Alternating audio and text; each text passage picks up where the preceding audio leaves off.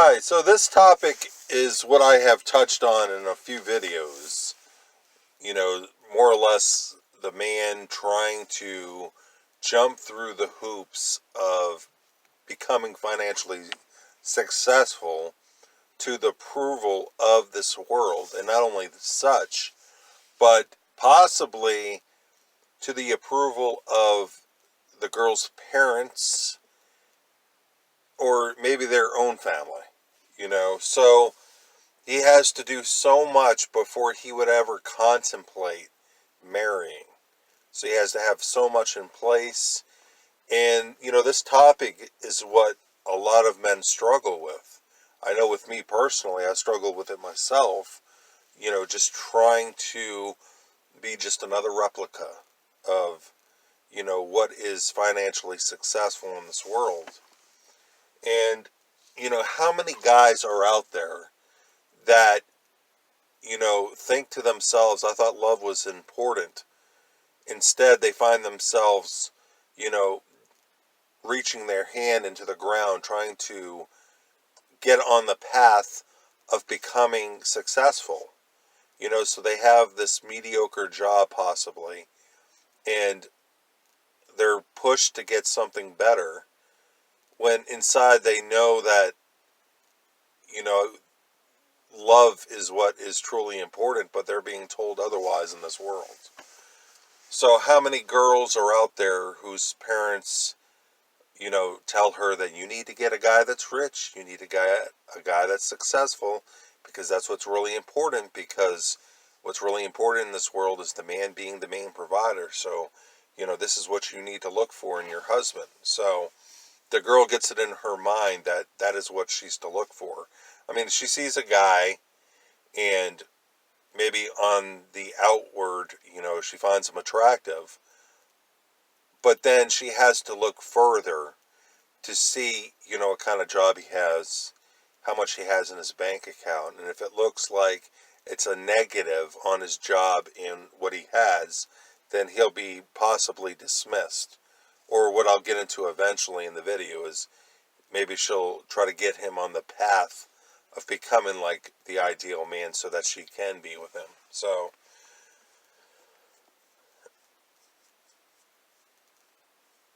a lot of guys are out there, just trying to make it, trying to do what this world says he needs to do.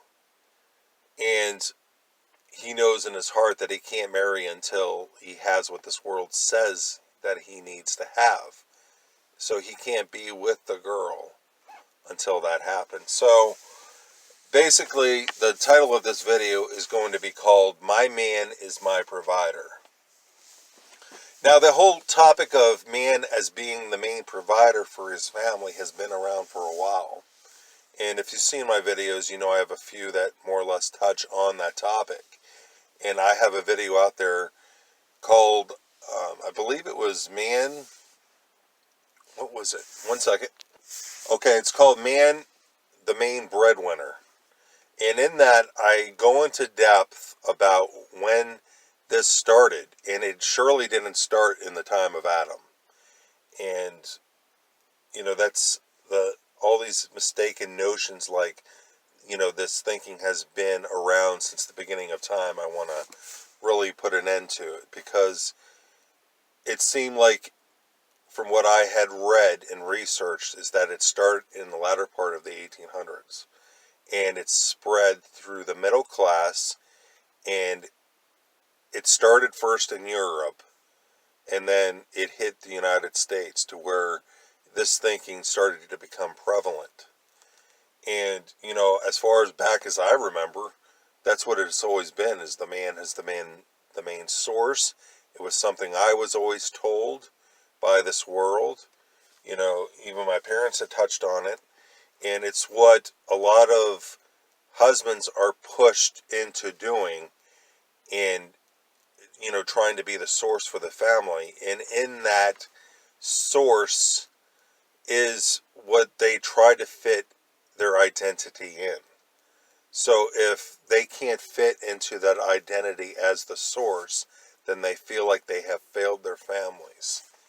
And so, I go into depth about in that video, or two videos. I created one in part two, and I speak about, how it began. And like I had said, this thinking is universally agreed with. I mean, if you ask anybody who should be the main source for the family, and it will be no doubt the man, because that has been taught over and over to people. So the burden of responsibilities and expectations are on the shoulders of the man. So it's up to him to have a nice house, having a nice retirement saved up, having a nice savings, and to work on getting a nice car. And it's expected for him to obtain good education to get a good paying job. I've seen that plenty of times in, my own life, how friends of mine, it was like that rule was set before their eyes, inside they to them, it was a burden that they had to face, something that was before them, something that they have to take care of eventually. And right now they didn't obtain it, so they felt like they can't, get into a romantic relationship until they have certain things in place. And if you have a mediocre job as a man, then you're pushed to get even better for the approval of not only your partner, but her parents and everybody around you. So we have the ideal man, a man that has everything in place and is set. He's set up, in front so people can see him. All men can see him. And they look on him and they find out from him exactly what they lack and what they need to work on. So every man is trying to emulate the ideal man, and they have to have everything in place before love comes into their lives, because they want to make sure that before they get into a relationship that it's all taken care of, that she'll be all taken care of in the marriage, and that there won't be any worries or anything in place. Because if she worries, then that means that you're not a good provider. Now, if he doesn't have that stuff, he can't marry. So, more or less to him, he has to say goodbye to her and dismissing the love that is between them, because he doesn't have yet what this world says he needs to have. But if they choose to get together, then he has to be pushed, and the wedding has to be halted until he has in place what he needs to have. So it seems like parents raise their girls to judge a man's worth. So you may ask, what do you mean? So my question, are you all about the man alone providing? Do you think the man should have certain criteria in place before you marry? So I want to get back to the topic of, what I just spoke about. Parents raise their girls to judge a man's worth. And a lot of girls might be out there be like, hey, what do you mean? So let me ask you, let's say you're single and a man comes into your life. He's a really nice guy, has a great personality, everything according to his personality that you like. You've known him for a while. But then you come to find out that he has a job as a janitor. So, what then is your assessment? If he has a janitor position, will you say, no, I'm not going to bother with him? But let's change his occupation or his job. What if he's not a janitor? What if he's a CEO? Does that mean that you automatically would want him because he is a CEO? Now, if he has the former, do you move your daughter to tell him to have better? Or maybe you sit down with him with your daughter and you find out what his ambitions are. Because right now, as a janitor, it doesn't look like he's ambitious, and he probably doesn't have money saved. And you're only making these judgments just because of the, basically, of what he has and what he does. And, I think about in my own life, I was going to marry in my 20s, and I had a temporary job at a paint line company, and I eventually quit because, you know, the two bosses that were there that were heading up the place, they didn't, they did something wrong in which they were terminated. And so we get two guys that rose up, to fit their place. But, all the guys then that were working started to become hazardous with what they were doing. They were throwing parts around. So I just, I couldn't deal with it anymore. So I ended up quitting. And so my fiance at the time found out about it, and she was upset. And she wondered why I quit, and I told her, my reasons why. And so we were planning a wedding, pretty soon. But once she found out that I quit, then she stopped the wedding until I could get a job. So that's one example that really shows that a man's worth is in this world is by what he does. It's not about who he is and what's really important, which is love, but it's about his occupation. And it shows just exactly how this world operates and how Christians can operate and a lack of faith in relationships. And, I think about, well, I'll get to that eventually, but I knew of a friend that worked with his dad, doing a certain job, and so the girl that he got with, eventually he was pushed into going back to school and, trying to get a better job. Whether it was an expectation that was placed on him by people around him, I don't know. Or if it was an expectation by his girlfriend, I don't know. But I do know that, this girl's parents were financially minded and they were Christian. And so when you have parents like that, they're going to suggest that you don't marry until you have certain things in place before you can be with her. And it's people like that that will push you to become financially responsible in this world because they think that's biblically what needs to happen. So I recall, when I had a job as a work study when I was going to college for graphic design, and this girl that I liked was trying to get me to get a better job than that, because whether I don't know it or not, if she thought the job that I had was pathetic, I don't know. But that's what the world does, is that they try to push you to get something better, to show ambition, just so you can make it in this world. I don't know.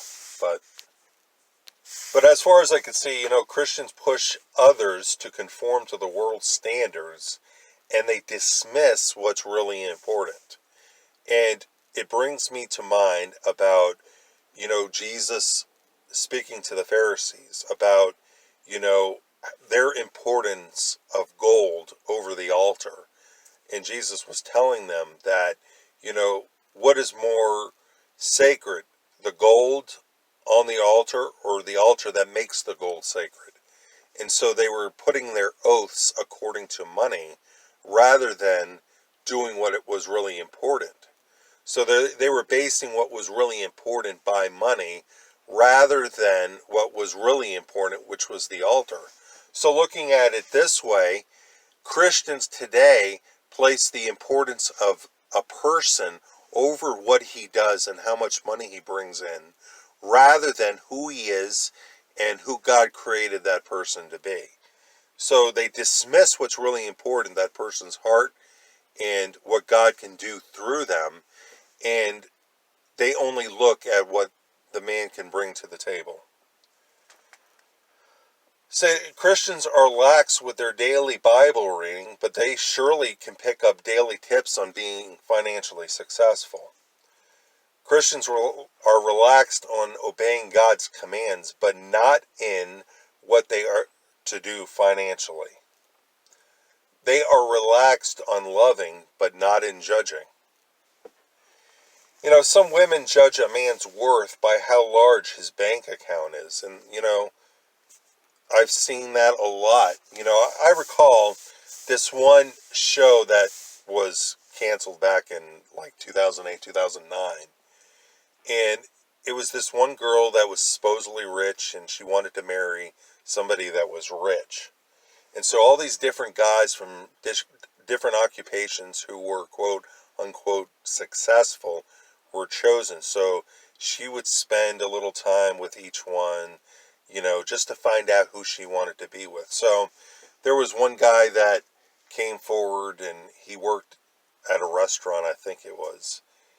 And, the girlfriends who were helping her decide were saying, how is he going to support you with this job that he has? So that was the deciding factor for her to dismiss him.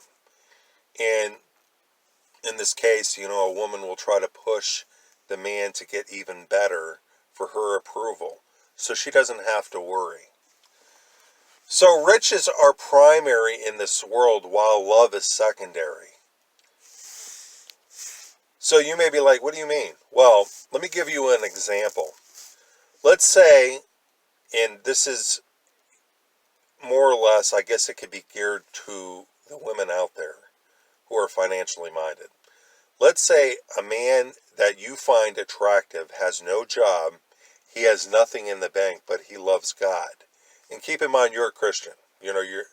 This is a guy that's a Christian. You're a Christian. So he has no job, he has nothing in the bank, but he loves God. Now, the second man, this man is a CEO. He has a lot in his bank account, but he's not committed to God. Now, God will make one of these men greatly, quote, unquote, successful. Now, either one, you will get him to conform, the first guy, to the world's ways, or you won't bother at all, or just choose number two in hopes you can bring him closer to God, because you don't want a chance getting, guy number one, because he doesn't have anything in this world to offer.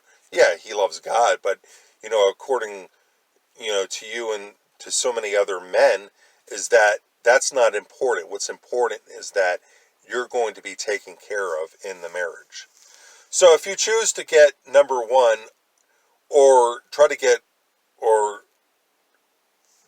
one to conform to the world standards, or you'll get number two, then you dismiss who God has made. Love of money is more important to you then. So you try to push the less fortunate man to be financially successful. But what if, quote unquote, successful is more than money, but successful in other areas? You won't, quote unquote, see the areas because you're too busy trying to fashion him to the world's standards. You want to fit him in the pre-made mold of sole provider, and all your dependence is on him to take care of you. Now, your trust is on shaky ground if you do this, because man is weak, man fails, and man as the provider wasn't instituted by God, but by man. And I said that at the beginning of the video. I said that in, Man the Main Breadwinner video, that this thinking didn't start until the latter part of the 1800s. And then it spread through the middle class. And then it spread everywhere to where, this was the standard that all men follow. Prior to this, the world operated in subsistence-based economy, which men went out and hunted, and the family together, took care of everything. The wives would, work into the job that they enjoy doing. They would help with harvesting, and it was like Little House on the Prairie. All the kids were out there helping. The boys would help. The boys would work as apprentices in other farms or in other fields, eventually doing what they were supposed to be doing. So the thought of man as sole provider, what didn't happen until the latter part of the 1800s. So this is traditional thinking, and just because something is a tradition does not necessarily make it to be true. So if you're following traditional thinking, then that means that you're putting this worldly thinking above what's really important. This isn't a standard set by God. It's a standard set by man. And whatever man can set up can be broken down. So you have the choice before you to either follow God's ways and what it says in Scripture and knowing who God is, or you can follow the way the world does things. So one of the reasons that the enemy has worked this out to put man as the main provider is that it took the women's rights away in doing such. Women worked in their jobs that they enjoyed doing, and that was taken away from them for the man to be the main source. And in the middle class, women worked in the factories. So men pushed to get them out of the factories along with the kids and to stay at home so that the burden of providing would be on the man. So middle class men at that time apparently didn't have any problem, bringing home more or less the bacon. But this is a standard that not all men have lived up to this today. And how many men have taken their life because of that exact thinking? So, like I said, just because it's a tradition does not need to be followed.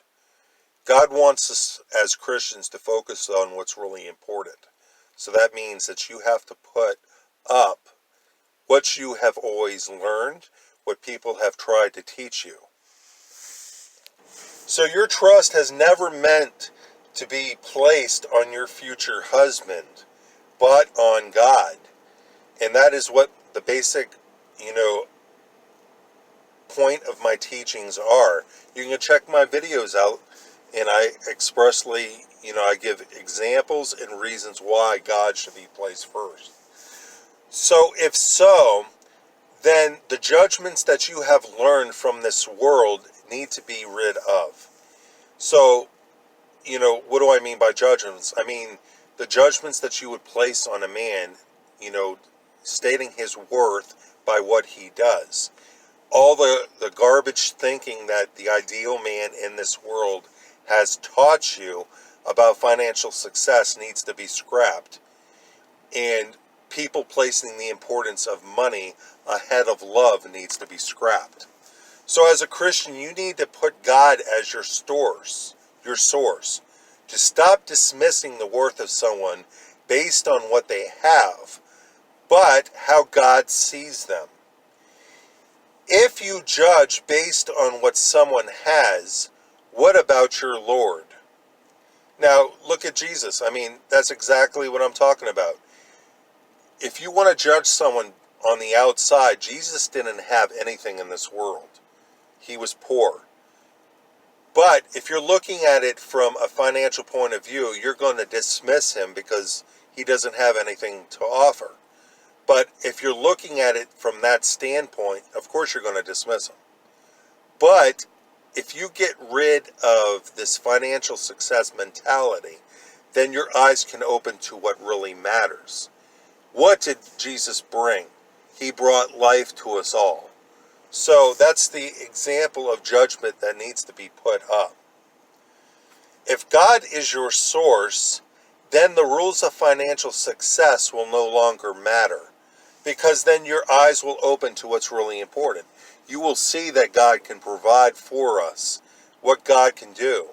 And once you see God come through for you in your life for your needs, then you won't place such burdens of expectations and responsibilities on the man's shoulders. So, closing question. As a Christian, how do you want to live?